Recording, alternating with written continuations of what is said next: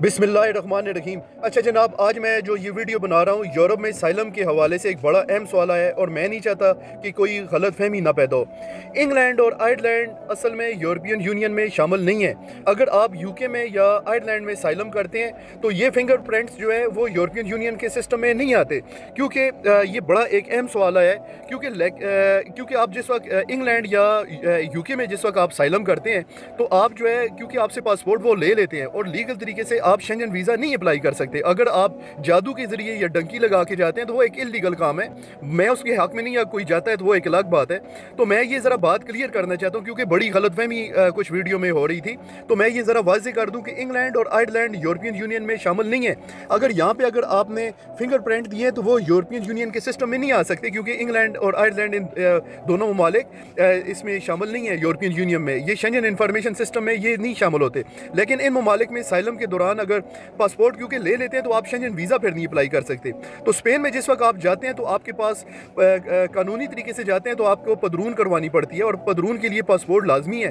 और जिस वक्त आप इंग्लैंड या आयरलैंड में जिस वक्त आप साइलम करते हैं तो वो आपसे पासपोर्ट ले लेते हैं। तो बगैर पासपोर्ट की आपकी पदरून नहीं हो सकती, और पदरून नहीं होगी तो आपका फिर स्पेन के पेपर नहीं बन सकते। अगर आपने यूरोपियन यूनियन के किसी भी मुल्क में साइलम किया हुआ है और वहाँ पर अगर फिंगर प्रिंट रजिस्टर्ड है तो याद रखें कि अब बगैर इतला दिए अगर आप किसी दूसरे मुल्क, खास तौर पर स्पेन में चले जाते हैं या किसी और में, तो आपका नाम शेंजन इंफॉर्मेशन सिस्टम में आ जाता है और फिर पूरे यूरोप में आपके पेपर नहीं बन सकते। कुछ लोग खैर कानूनी तरीके से स्पेन पहुंचकर पदरून पर रहते हैं, लेकिन पदरून लीगल तरीके से आपको काम करने की इजाज़त नहीं होती। आपको 2 साल तक आपको इलीगल रहना पड़ता है जो कानून है। उसके बाद आपको साल का आपने वर्क कॉन्ट्रैक्ट लेना है। वर्क कॉन्ट्रैक्ट लेने के बाद आपको साल का टेम्परेरी वर्क परमिट मिल जाता है। मगर ये सब तभी मुमकिन है जब आपके फिंगर प्रिंट्स यूरोप में मौजूद ना हो।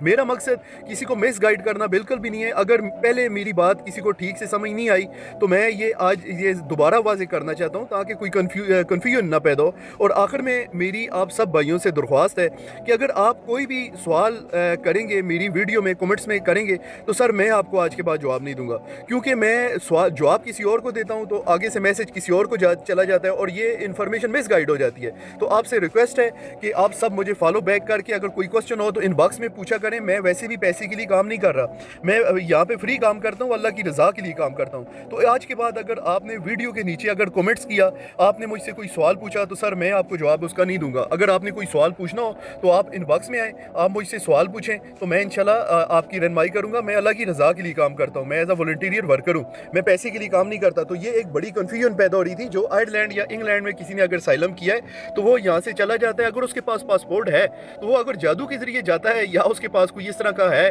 तो वो वहाँ पे अगर पासपोर्ट, क्योंकि उसके पास मस्ट होना चाहिए। नॉर्मल ये होता है कि जिस वक्त आप इंग्लैंड या आयरलैंड में साइलम करते हैं तो ये आपसे पासपोर्ट ले लेते हैं। तो पासपोर्ट नहीं होगा तो अगर आप स्पेन चले जाएंगे तो वहाँ पे बगैर पासपोर्ट के पदरून नहीं हो सकती। तो ये इन्फॉर्मेशन बड़ी अहम थी, मैं नहीं चाहता था कोई गलत फहमी पैदा हो। तो इसलिए, और लास्ट में अगर कोई स्टूडेंट वीज़ा पे इंग्लैंड या आयरलैंड से कोई जाता है तो सर 2 साल आपको स्पेन में रहना पड़ेगा। ऐसा नहीं है कि आप पदरून करवा के वापस जिस वक्त आएंगे तो इंग्लैंड में तो नहीं, लेकिन उनको एंट्री और एग्जिट का वो प्रोग्राम वहाँ पे लॉन्च हुआ है, उनको पता चल जाता है। कानून ये है कि 2 साल तक आपको स्पेन में रहना पड़ेगा।